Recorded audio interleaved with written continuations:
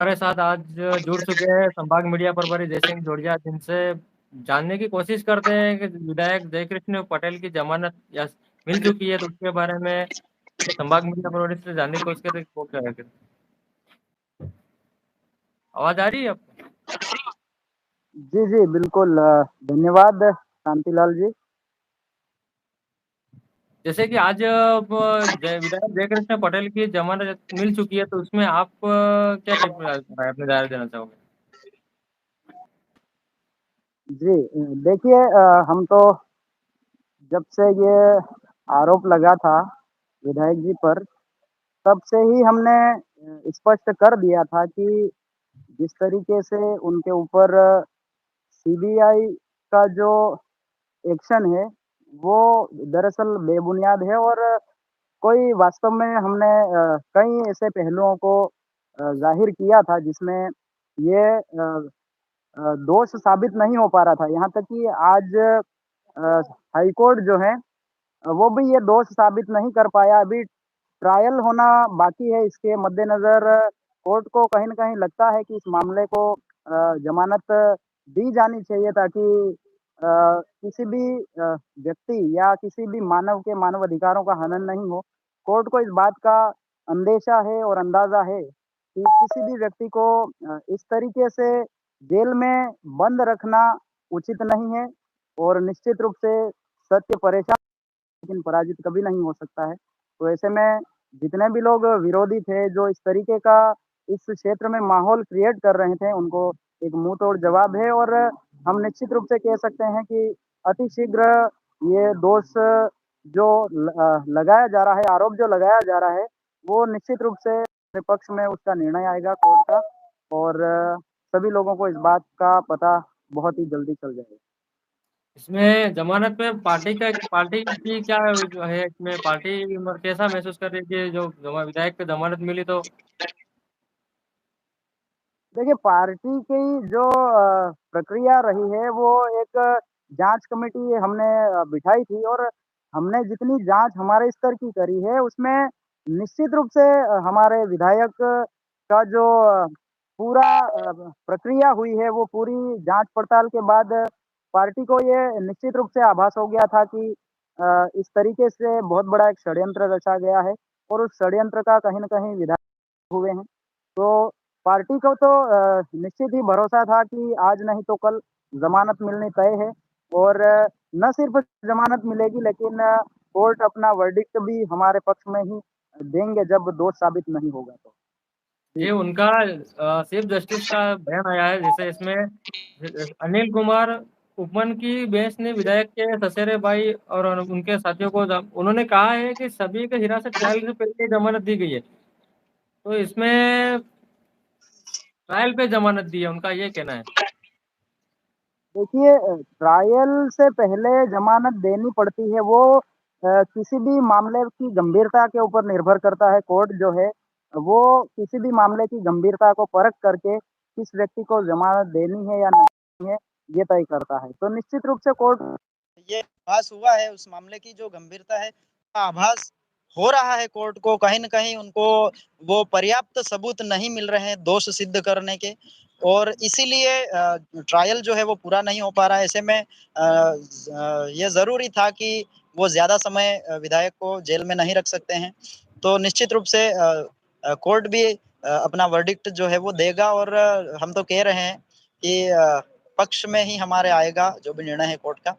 और ये ये मामला जो आप ये अब पूरा मामला बना है, जो इसमें रियल में हो सकता है या फिर ये इसमें षड्यंत्र है, क्या है इसमें, आप क्या इसमें से ही कहते आए हैं, ये बहुत बड़ा हाई लेवल का एक कॉन्स्पिरेसी है, हाई लेवल का षड्यंत्र है।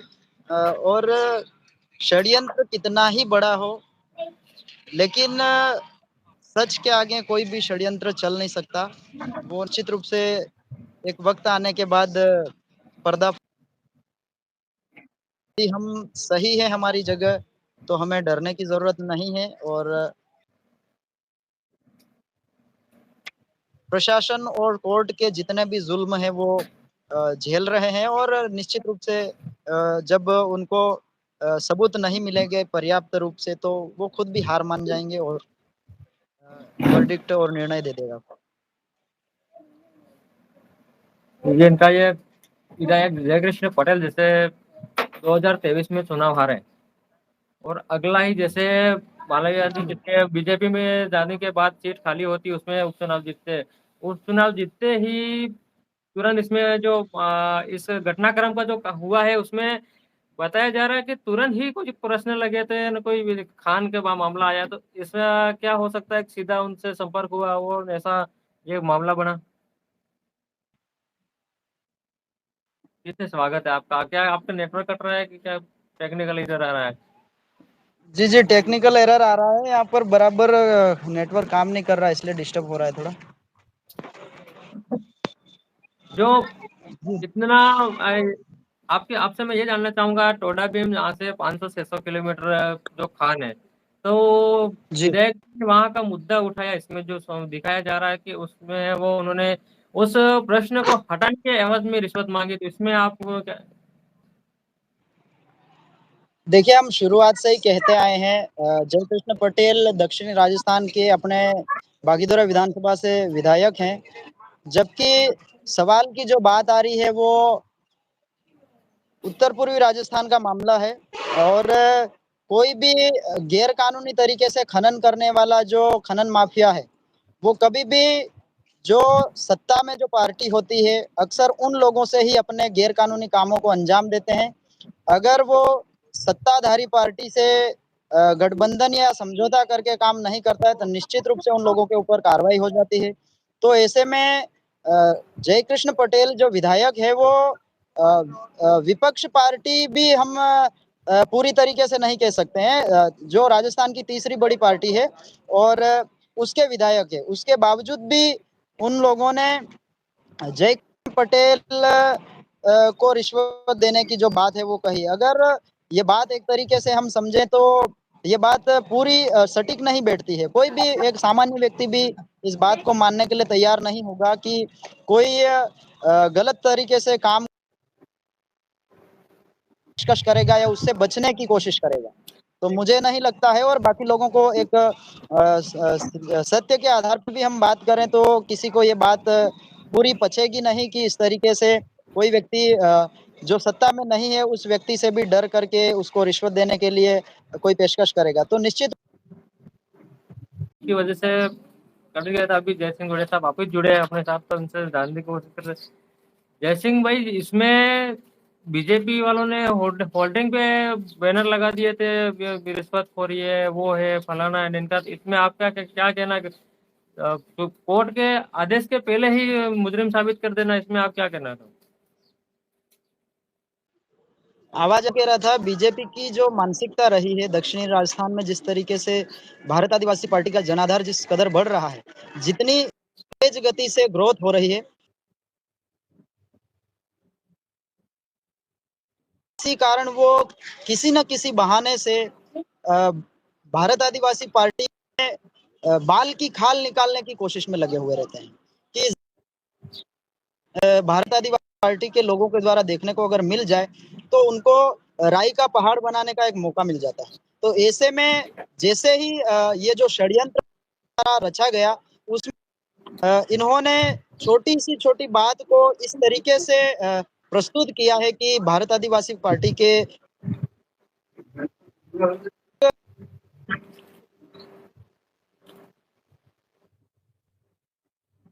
जो कोशिश है वो लगातार भारतीय जनता पार्टी के लोग करते रहते हैं, और इतनी तुच्छ मानसिकता के साथ कि बिना किसी कोर्ट के कानून और कोर्ट कचहरी के जो आदेश होता है, जो कोर्ट का वर्डिक्ट होता है, उसका इंतजार किए ही बगैर उन्होंने खुद को कोर्ट मान करके, जिस तरीके से भारतीय जनता पार्टी की सत्ता है देश में और राज्य में, डबल इंजन की सरकार ये कहते हैं, तो ये कोर्ट से भी ऊपर हो गए हैं और कोर्ट का निर्णय का इंतजार किए बगैर ही खुद ही ये दोष का जो सर्टिफिकेट होता है वो बांटने लग गए, और खुद ही एक ऐसा एंटी बीएपी माहौल क्रिएट करने की कोशिश करते हैं। और इसी के आधार पर इन्होंने बड़े बड़े पोस्टर लगाए, जिनकी हमने कड़े शब्दों में निंदा भी की थी, और कोर्ट को भी इस बात का कंडेम करना चाहिए कि इस तरीके से बिना कोर्ट के निर्णय के कोई भी व्यक्ति इस तरीके से किसी को भी आरोपी सिद्ध दोषी सिद्ध नहीं कर सकता है।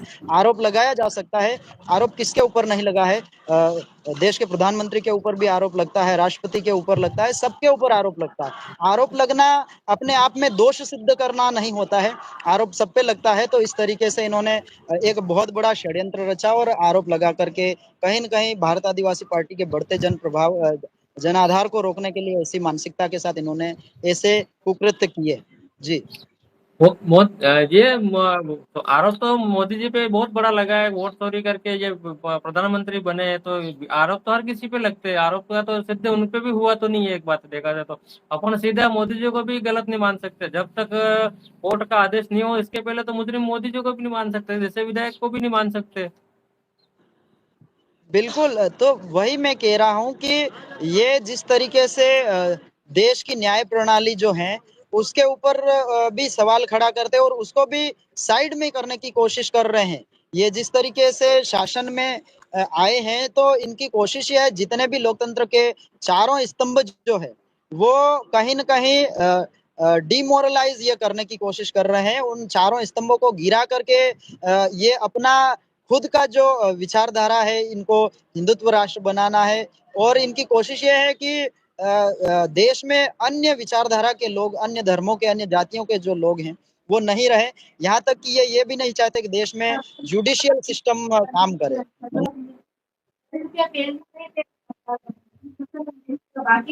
तो ये इस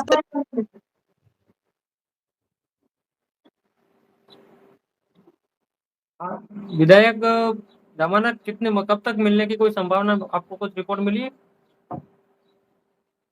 जिससे वो चुका टाइम छोड़ने का टाइम कोई आपको मिली है रिपोर्ट आपको? देखिए, जो जमानत की याचिका जो है वो कोर्ट के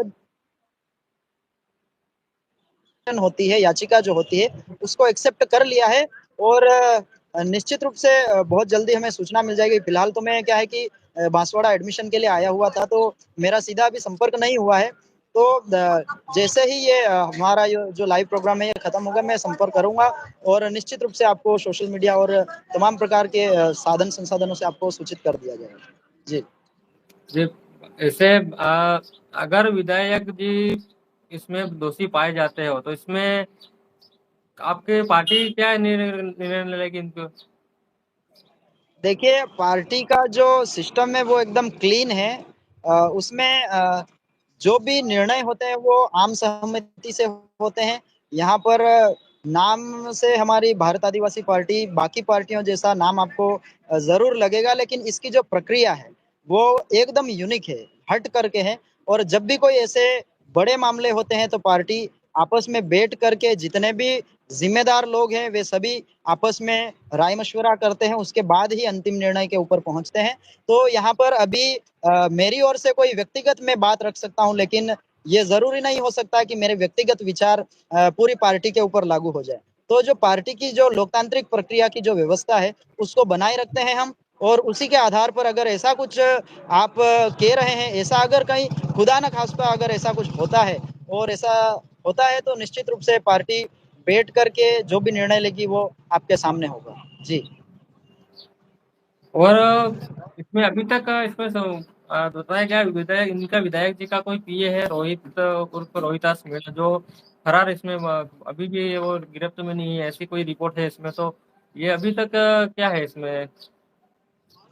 देखिए, कोई रोहिताश गिरफ्तार सॉरी फरार नहीं है।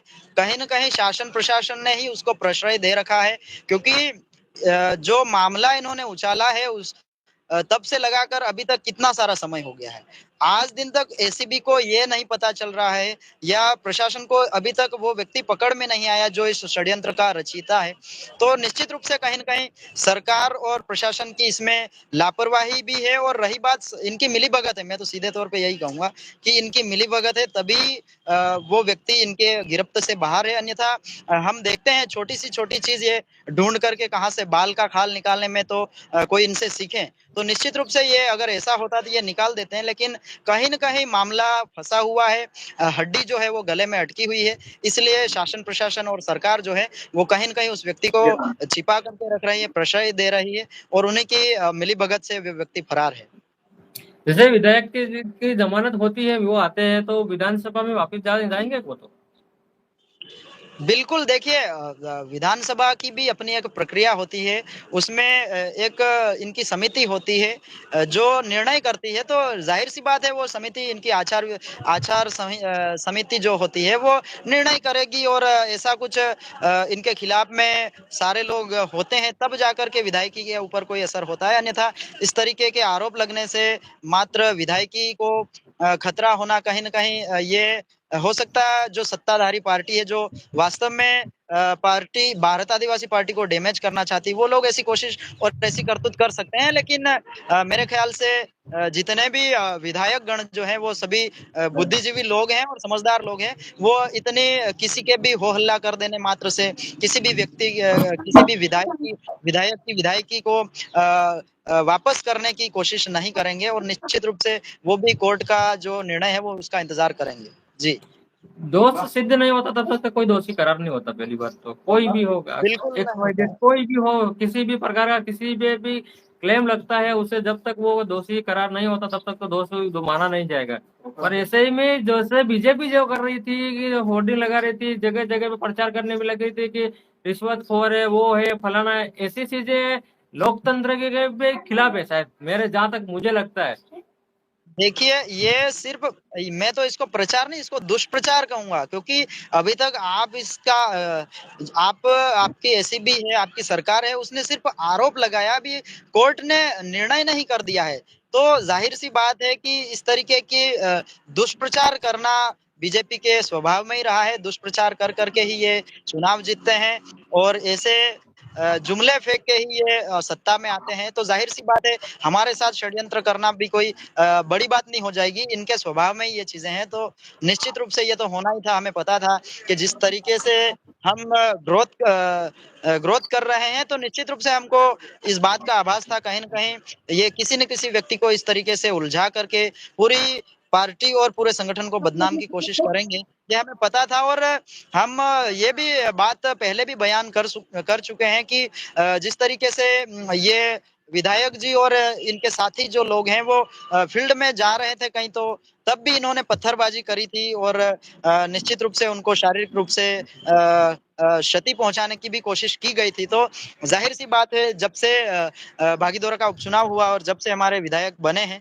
तब से लगातार ऐसी छोटी-मोटी हरकतें ये लोग कर ही रहे थे कि किस तरीके से इनको फँसाया जाए और यहाँ की जनता का जो जनाधार है, उनका विश्वास है वो किस तरीके से लोकतांत्रिक प्रक्रिया के तहत लोगों ने इनको चुना है, तो इस लोकतंत्र की हत्या करना इनका प्रमुख उद्देश्य था और ये नहीं चाहते हैं कि इनके अलावा कोई अन्य पार्टी और अन्य लोग जो समझदार है, जो वास्तव में लोकतंत्र को ज़िंदा रख सकते हैं या लोकतांत्रिक प्रक्रिया को आगे बढ़ा सकते हैं, ऐसे लोग आगे आएँ, ये बिल्कुल भी नहीं चाहते हैं। जी। जैसे जैसे विधायक जी जैसे ट्रैप हुए, गिरफ्तार हुए, इसके बाद जस्ट बांसवाड़ा डूंगरपुर सांसद श्री गौत का बयान आया है कि षड्यंत्र हो सकता है, या फिर अगर वास्तविक ये होता है तो विधायक के ऊपर कार्रवाई की जाएगी। तो ऐसा होगा बिल्कुल, अगर ऐसा होता है तो। अगर विधायक एमपी साहब का जो उन्होंने जो ट्वीट किया जो उसके माध्यम से। देखिए, मैं वही बात फिर से दोहरा रहा हूँ कि कोई भी व्यक्ति अपने व्यक्तिगत तरीके से कुछ भी बयान अपनी समझ और अपने स्थिति के हिसाब से दे सकता है, उसमें किसी के ऊपर कोई रोक नहीं है। सांसद जी ने जो भी बोला है तो सोच समझ के कुछ बोला होगा, तो ज़ाहिर-सी बात है लेकिन एक पार्टी की जो पूरी प्रोटोकॉल है, जो प्रक्रिया है, वो आम सहमति में होती है, तो निश्चित रूप से कोई भी एक व्यक्ति इस बात का निर्णय नहीं कर सकता है। तो वो जो हमारी प्रक्रिया है, वो एक लोकतांत्रिक प्रक्रिया है और वो बनी रहेगी। कितना भी बड़ा कांड हो जाए, चाहे कितना भी बड़ा षड्यंत्र हो जाए, निश्चित रूप से हम शांतिपूर्वक तरीके से हमारी व्यवस्था के अनुरूप ही काम करेंगे और उस व्यवस्था में जो चीज़ गलत लगेगी, तो ज़ाहिर-सी बात है उस व्यवस्था के माध्यम से हम उसको दूर करेंगे और जहाँ गड़बड़ी होगी उसको सुधारेंगे। जी। इसका असर जैसे पंचायती राज चुनाव आ रहे हैं आगे, तो इसका असर कुछ देखने को मिलेगा या फिर कुछ प्रभाव नहीं पड़ने वाला है इस चीज का। देखिए, ये बड़ी बात, रोचक बात है कि अगर ऐसा ही होता तो अभी उपचुनाव हुए थे पंचायत समिति के, तो लोग वहां पर जवाब दे सकते थे। लेकिन ये जो बीजेपी के द्वारा प्रायोजित जो षड्यंत्र है, इसको नेस्तानाबूद कर दिया है पंचायत समिति के उपचुनाव में। वहां के लोगों ने जिस तरीके से भारत आदिवासी पार्टी के द्वारा समर्थित जो प्रत्याशी है, या भारत आदिवासी पार्टी का जो प्रत्याशी है, उनको जिता करके एक तरीके से उनको मुंह तोड़ जवाब दिया है। तो निश्चित रूप से मुझे नहीं लगता कि ऐसा कोई भारत आदिवासी पार्टी के ऊपर कोई प्रभाव पड़ेगा। उल्टा मैं तो ये कहता हूं कि हमारे लोगों को तो वैसे भी भारत आदिवासी पार्टी और संघर्षशील लोगों को तो हमेशा ही मीडिया से लोगों ने मुख्य फ्रंट पे, मतलब मीडिया कभी लाई नहीं है। लेकिन इनके इस तरीके के षड्यंत्र से जितना भी डिस्कोर्स है, जितना भी जो एक डिबेट है, वो कहीं न कहीं भारत आदिवासी पार्टी को मुख्य मुद्दे में ला रहा है, मुख्य विवाद का चर्चा बनाया जा रहा है। तो ज़ाहिर-सी बात है कि भारत आदिवासी पार्टी का इससे और अच्छा प्रचार हो रहा है, और ज़्यादा से ज़्यादा लोगों में भारत आदिवासी पार्टी का जो विश्वास है, वो बढ़ता जा रहा है। तो पंचायती राज चुनाव में तो और लोग मुँह तोड़ जवाब देंगे। जी। इसमें एक एसीबी की जो रिपोर्ट आई थी उसमें इसमें फर्स्ट टाइम एसीबी ने बोला था कि विधायक ने संपर्क किया, लेकिन जैसे ही रिपोर्ट आई तो उसमें उन्होंने बोला कि विधायक को सामने वाले ने संपर्क किया। ये क्या मामला है? देखिए, प्रथम दृष्टया जितने भी लोग विरोधी होते हैं, वो हमेशा सामने वाले पक्ष का कोई विरोध करने योग्य जो बात है, उसको खंगालने की कोशिश करते हैं। तो ऐसे में एसीबी और इनकी पूरी टीम जो है, वो किसी न किसी षड्यंत्र को अंजाम दे रही थी, और इसमें सत्ताधारी पार्टी के बहुत सारे नेता और जो लोग हैं, वो इसमें उनका सहयोग कर रहे थे। तो ज़ाहिर-सी बात है कि एसीबी निष्पक्ष तरीके से, पूरी तरीके से जांच नहीं करके, वो कहीं न कहीं ऐसा एक तरफ़ा माहौल, जो सत्ताधारी पार्टी का जो इशारा है, उसकी ओर एक तरफ़ा माहौल बना करके भारत आदिवासी पार्टी के ऊपर दाग लगाने की कोशिश कर रहे थे। लेकिन फिर भी यहाँ पर सर्वोच्च यहाँ पर एसीबी भी नहीं है, सरकार भी नहीं है, हमारा जुडिशियल सिस्टम जो है, उसके ऊपर हमको भरोसा है। जुडिशियल सिस्टम पे सत्ताधारी पार्टियों को भी भरोसा करना चाहिए, और निश्चित रूप से जब सबूत सामने होगा तो खुद कोर्ट ही इस बात का निर्णय दे देगा। हमें अभी उसके बारे में कहना थोड़ी जल्दबाजी होगी। हमने इतना इंतजार किया है, तो निश्चित रूप से वो समय भी आएगा, और मुंह तोड़ जवाब भी विरोध करने वालों को मिलेगा, और जो षड्यंत्र करने वाले लोग हैं, उनका भी पर्दाफाश होगा। जी। जी, उनके गिरफ्तारी के बाद जैसे टोडाभीम विधायक कांग्रेस के विधायक है, उन्होंने उनका कहना है कि विधायक को बेबुनियादी फंसाया जा रहा है। जैसे वहां के विधायक का जो ये बयान आया था। जी। तो देखिए, ये बात ज़ाहिर-सी है कि जो विधायक उनके नज़दीकी का है, वो जानता है कि किस किस विधायक के विधानसभा क्षेत्र में कितना बड़ा घोटाला चल रहा है, वो बखूबी जानते हैं। तो निश्चित रूप से कहीं न कहीं वो सच्चाई को बयान कर रहे थे मीडिया में।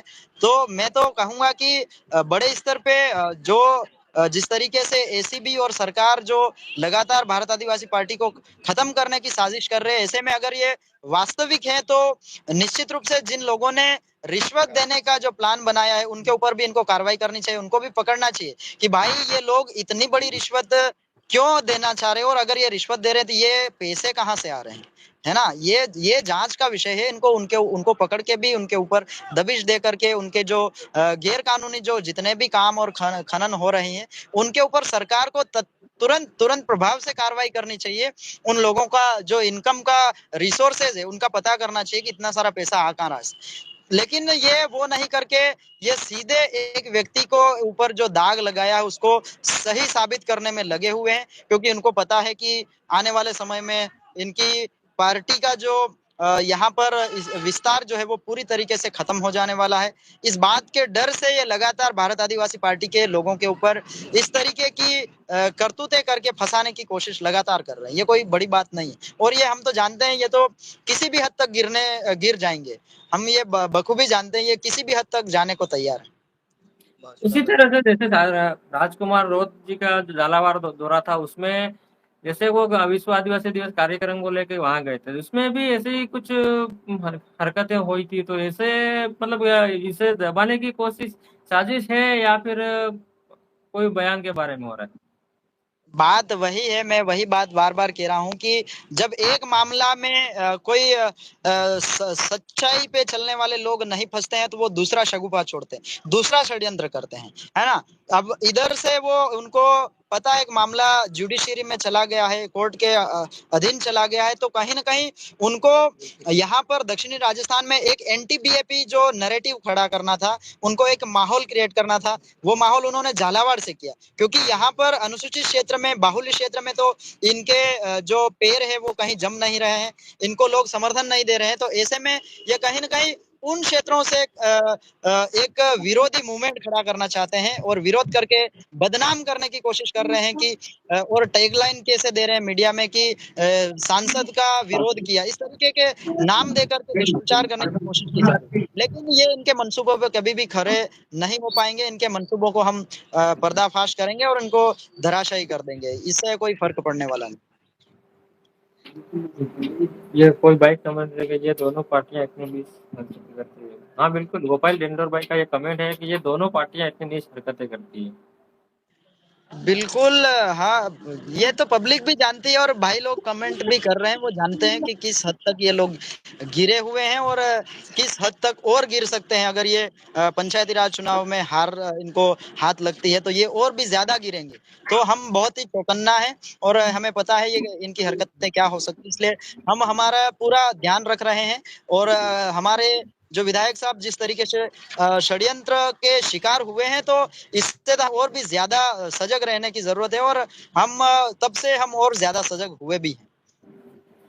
जी बिल्कुल, एक मिनट, ये भाई कुछ कमेंट कर रहे हैं। चलो ये ठीक है, पर इसमें सबसे सबसे बड़ा अगर षड्यंत्र किसी के पीछे होगा तो वो राजकुमार जी रोज के पीछे हो सकता था, पर उनको जय कृष्ण पटेल को जाल में फंसाया इन्होंने। देखिए, बात दरअसल ये है कि राजकुमार जी रोत 2 बार विधायक बन चुके हैं और तीसरी बार ये सदन में पहुंच गए हैं, लोकसभा में पहुंच गए हैं, तो जाहिर-सी बात है उन्होंने नॉन पॉलिटिकल बैकग्राउंड से निकले हैं वो, तो उनको पता है कि जो खतरा है वो कहाँ-कहाँ, किस हद तक हो सकता है, तो वो बखूबी जानते हैं।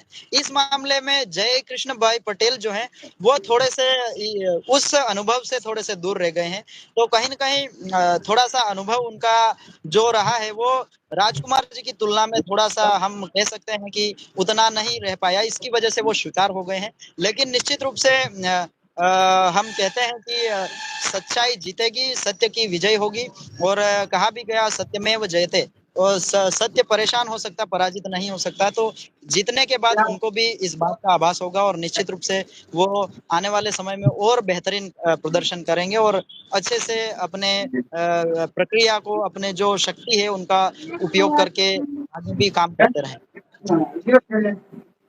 जैसे कुछ भाई शांतिलाल टिमूर आने वाले चुनाव में तो दोनों पार्टियों का सोपड़ा था जवाहर भाई।